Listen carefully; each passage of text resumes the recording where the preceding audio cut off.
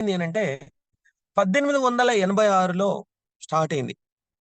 Network marketing was a business strategy developed in the 1800s, అంటే 1886 సంవత్సరంలో first network marketing company కనిపెట్టబడింది. ఎవరి ద్వారా అంటే డేవిడ్ మెక్కానెల్ అనేటువంటి వ్యక్తి.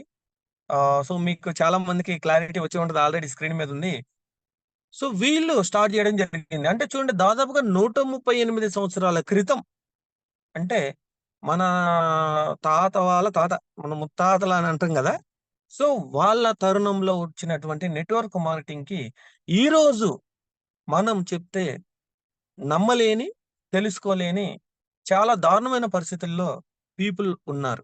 చాలా దారుణమైన పరిస్థితుల్లో పీపుల్ ఉన్నారు. సో దీన్ని బట్టి అర్థం చేసుకోవాలి ఎంత ప్రాచీనమైంది, ఎంత పురాతనమైంది ఈ యొక్క నెట్వర్క్ మార్కెటింగ్ అనేది. సో ఈ నెట్వర్క్ మార్కెటింగ్ ఎక్కడ ఎక్కువ డెవలప్‌మెంట్ ఉంది అనంటే, ఏదైతే ఇప్పుడు ఇక్కడ మన యూకే, యునైటెడ్ కింగ్‌డమ్ గావచ్చు, యునైటెడ్ స్టేట్స్ ఆఫ్ అమెరికా గావచ్చు, జపాన్ గావచ్చు. సో ఇట్లాంటి ఏదైతే డెవలప్ అయిన దేశాలు ఉన్నాయో, ఆర్థిక స్థితిగతులు బాగా ఉన్నటువంటి కంట్రీస్ ఏదైతే ఉన్నాయో, అరబ్ కంట్రీస్ గాని, ఇక్కడ నెట్వర్క్ మార్కెటింగ్ ఒక రేంజ్‌లో ఉంది. సో దానివల్ల ఏమవుతుంది అనంటే, నెట్వర్క్ మార్కెటింగ్ ఎక్కడైతే ఉందో, అక్కడ ప్రతి ఒక్కళ్ళు గూడా డెవలప్ అవ్వడం అనేది జరుగుతా ఉంటుంది. మన భేదం అనేది లేకుండా డెవలప్ అవ్వడం జరుగుతా ఉంటుందన్నమాట. మనలో చాలా మంది స్టేటస్‌లు పెట్టుకుంటా ఉంటాం. పాత ఇంగ్లీష్ సినిమాలుంటాయి. సేల్స్ మీద, వాటి ఈటి మీద, అవన్నీ నెట్వర్క్ మార్కెటింగ్‌లో పనిచేసే వాళ్ళ స్టోరీసే ఎక్కువుంటాయన్నమాట. సో, కాబట్టి ఇప్పటికి మనం అర్థం చేసుకోవాల్సిన విషయం ఏంటి అనంటే, నెట్వర్క్ మార్కెటింగ్ అనేది ఏదో వెస్టీజ్ స్టార్ట్ చేసి 20 ఏళ్ళే అవుతుంది ఇదొచ్చి. ఇది సక్సెస్‌ఫుల్ మోడలా? ఫెయిల్యూర్ మోడలా? అని చాలా మంది మీకు డౌట్ ఉండే అవకాశం ఉంది కాబట్టి, 138 సంవత్సరాల నుంచి సక్సెస్‌ఫుల్‌గా రన్ అవుతూ, దేశాలు దాటుకుంటూ, ఈ భూమండలం మొత్తం ఏదైతే దాదాపుగా 196 గుర్తించబడ్డ దేశాలు, దీవులు ఇవన్నీ కలుపుకుంటే, అన్నీ కలుపుకుంటే 200 దేశాల పైనున్నాయి. ప్రతి ఒక్క కంట్రీకి నెట్వర్క్ మార్కెటింగ్ తెలుసు. కాబట్టి మనకు ఎటువంటి భయం లేదు. సో, ఈ యొక్క విషయాన్ని మనం ఎప్పుడైతే ఆ న్యూ పర్సన్‌కి చెప్పామో, తనకొక క్లారిటీ అనేదొస్తుంది. వాట్ ఈస్ నెట్వర్క్ మార్కెటింగ్ అని. సో, కొంతమంది వీళ్ళు ఫస్ట్ నెట్వర్క్ మార్కెటింగ్ స్టార్ట్ చేశారని చెప్తారు. ఆ తర్వాత చూసినట్టయితే ఇక్కడ కాల్‌రెన్ బర్గ్ అని చెప్పేసి, ఈయన నెట్వర్క్ మార్కెటింగ్ పితామహుడుగా చెప్తారు సార్‌ని. సో, ఇందాక మనం మాట్లాడుకున్నది ఏంటి అనంటే, వాళ్ళు ఓన్లీ కాస్మెటిక్, అంటే పర్ఫ్యూమ్ కంపెనీ. చూడండి, ఇక్కడ మీరు చూసినట్లయితే వీళ్ళు కాలిఫోర్నియా పర్ఫ్యూమ్ కంపెనీ అనే దాంతోటి ఓన్లీ ఈళ్ళు colour cosmetics, skin care, hair care, so only personal care, వాటి గురించే వచ్చినటువంటి కంపెనీ. కానీ ఫస్ట్ టైమ్ ఇన్ హిస్టరీ వీళ్ళేంటి అనంటే, ఒక న్యూట్రిషన్ మీద, ఒక విటమిన్ సప్లిమెంట్స్ మీద కంపెనీ స్టార్ట్ చేయడం జరిగింది. ఇది ఎప్పుడు స్టార్ట్ చేశారంటే 1934లో ఫస్ట్ టైమ్ స్టార్ట్ చేయడం జరిగింది. ఒక ఏరియాలో, ఒక కంట్రీలో, ఒక ఏరియాలో కరువు వచ్చి చనిపోతున్నప్పుడు ఎవరైతే కొంతమంది చనిపోకుండా అలైవ్‌గా ఉన్నారో వాళ్ళ మీద రిసర్చ్ చేసి వీళ్ళు, కాల్‌రెన్ బర్గ్ అనే పర్సన్ వాళ్ళ మీద రిసర్చ్ చేస్తే, వాళ్ళు పోషకాహారం తీసుకోవడం వల్లే వాళ్ళు బతికున్నారని చెప్పేసి ఆయన యొక్క సర్వేలో తేలితే, అప్పుడు ఆయన నేచురల్‌గా పోషకాహారం, సో హెర్బల్ పద్ధతిలో ఏదైతే నేచర్ నుంచి ఉందో దాని ద్వారా పోషకాలు తీసి సప్లిమెంట్స్ అనేది ఇవ్వడం జరుగుతుంది. సో 1934లో ఈ యొక్క కంపెనీ వీళ్ళు స్టార్ట్ చేస్తే, న్యూట్రిలైట్ అనే కంపెనీ స్టార్ట్ చేస్తే, 1972లో స్క్రీన్ మీద కనిపిస్తుంది గదా! ఆ కంపెనీలో దాన్ని వాళ్ళు మెర్జ్ చేయడం అనేది జరిగింది. సో ఇప్పుడు అవి 2, ఏదైతే హీరో హోండా గతంలో మనకుండేది గదా! సో అట్లా ఇప్పుడు అవి 2 న్యూట్రిలైట్, అవి కంపెనీ 2 కలిసి పని చేస్తా ఉన్నాయి. ఆ కంపెనీ 1972లో వాళ్ళతో టై అప్ అయిపోయారన్నమాట. సో ఈ కాల్‌రిన్ బర్గ్ అనే పర్సన్ నెట్వర్క్ మార్కెటింగ్ పితామహుడుగా మనకి చెప్తా ఉంటారు. అంటే ఇక్కడ మీరు గమనించినట్లయితే ఎంత పాత, దాదాపుగా 100 ఇయర్స్ అవుతుంది. సో, న్యూట్రిషన్ వచ్చేసి గూడా నెట్వర్క్ మార్కెటింగ్‌లో 100 ఇయర్స్ అవుతుంది. సో, అసలు నెట్వర్క్ మార్కెటింగ్ స్టార్ట్ అయ్యి దాదాపుగా 130 సంవత్సరాలవుతుంది. సో, ఈ రెండిటి మధ్య స్టిల్ నౌ ఇప్పటికి సోషల్ మీడియాలో గావచ్చు, ఇంకా 2 కంట్రీస్‌లో గావచ్చు డిస్కషన్ అనేది జరుగుతానే ఉంది. సో, వీళ్ళు ఫస్ట్ అని ఇంతవరకు ఎవరు గూడా రికగ్నైజ్ అనేది చేయలేదు. బట్ కంపెనీ స్టార్ట్ అయిందైతే వాస్తవం. న్యూట్రిషన్ పరంగా అయితే వీళ్ళు ఫస్ట్ పెట్టినట్టు, కాస్మెటిక్ పరంగా అయితే వాళ్ళు ఫస్ట్ పెట్టినట్టు. సో, ఇప్పుడు మీకొక క్లారిటీ వచ్చిందనైతే నేననుకుంటా.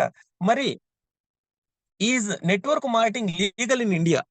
సో, మనందరికి వెస్టేజ్ గురించి ఎవరైనా చెప్పగానే కామన్‌గా మనం ఫస్ట్ చూసేది ఎక్కడ? యూట్యూబ్‌లో జూస్తామా? గూగుల్‌లో జూస్తామా? అంటే చాలా మంది గూగుల్‌లో జూస్తారు. చాలా తక్కువ మంది యూట్యూబ్‌ని అప్రోచ్ అవుతా ఉంటారు. అంటే నెట్వర్క్ మార్కెటింగ్ ఇండియాలో లీగలా కాదా అంటే according to the most recent regulations and laws multi level marketing is legal in India unless Ponzi scam or pyramid schemes. అంటే మీరు జాయిన్ అవ్వండి, మీరు 5,000 కట్టండి, 10,000 కట్టండి, 15,000 కట్టండి. మీరు ఇంకొకళ్ళని జాయిన్ చేయండి చాలు. ఒక ఛానెల్ మేమిస్తాం, ఒక ఛానెల్ మీరేసుకోండి. అటువంటి ఏదైతే పాంజీ స్కామ్స్ ఉన్నాయో అవి గాని, పిరమిడ్ స్కీమ్స్ ఏదైతే ఉన్నాయో, మనీ లాండరింగ్‌కి సంబంధించి ఏదైతే ఉన్నాయో, అవి కాకుండా ప్రొడక్ట్ బేస్ అన్నీ గూడా లీగల్. ప్రొడక్ట్ బేస్ అన్నీ గూడా లీగల్. సో, మీరిక్కడ చూడొచ్చు. Is MLM success in India. అంటే ఈ నెట్వర్క్ మార్కెటింగ్ అనేది ఇండియాలో సక్సెస్ అనంటే, one of the fastest growing sector in the country. One of the fastest growing sector in the country. So 15,900 crores అంటే 15,000 కోట్ల మార్కెట్ షేర్ అనేది కంపెనీ ఎవ్రీ ఇయర్ చేస్తా ఉంది. అన్ని కంపెనీలు కలిపి భారతదేశంలో 15,000 కోట్ల వ్యాపారం అనేది జరుగుతా ఉంది డైరెక్ట్ సెల్లింగ్ ద్వారా. దీన్ని బట్టి మీరు అర్థం చేసుకోవచ్చు. ఎంత బాగా నెట్వర్క్ మార్కెటింగ్ అనేది ఇండియాలో అవుతుంది అనేది మీరు ఇక్కడ చూడొచ్చు. సో, ఇది లీగలా కాదా అనంటే దీన్ని మీరు స్క్రీన్ షాట్ తీసుకోండి. ఎవరికైనా చూపిచ్చండి. సార్ ఇలా కాదు సార్. ఇంకా ఏదైనా మాకు గవర్నమెంట్ స్టాంప్ ఏసినటువంటి ప్రూఫ్ ఏదైనా ఉందా? గవర్నమెంట్ స్టాంప్డ్ ఏదైనా ఉందా అనంటే మీరిక్కడ చూడొచ్చు. 28 డిసెంబర్ 2021 28 డిసెంబర్ 2021లో మనకు ఏదైతే గెజిట్ నోట్ అనేది రిలీజ్ అవ్వడం జరిగింది. గెజిట్ నోట్ ఇవ్వడం జరిగింది. ఎక్కడిచ్చారు ఈ గెజిట్ నోట్ అనంటే భారత్ రాజ్యపత్ర అంటారు. రాజ్యపత్ర అంటారనమాట దీన్ని. అంటే గెజిట్ అంటే ఏంటి? గెజిట్ నోట్ అంటే అసలు ఏంటి చట్టబద్ధం అనంటే ఇది భారత ప్రభుత్వం యొక్క అధీకృత చట్టపరమైన పత్రం.